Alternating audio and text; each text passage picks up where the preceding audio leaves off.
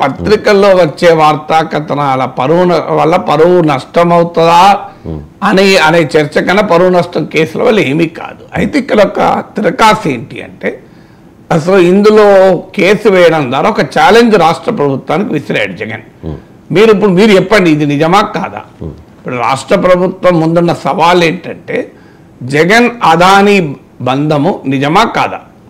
ఇది పార్టీలకు అనుకూలంగా ఉండే మీడియా, సోషల్ మీడియామో ఇది నిజమని చెప్తున్నారు.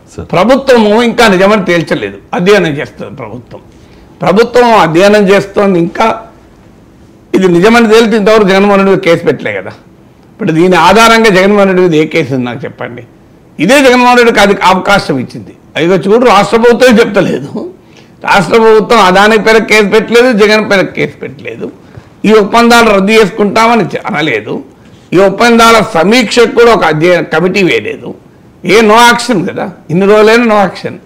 మరి అంటే అర్థం ఏంటి? మీ ప్రభుత్వమే, కుటుంబ ప్రభుత్వమే చెప్తోంది కదా లేదని అనే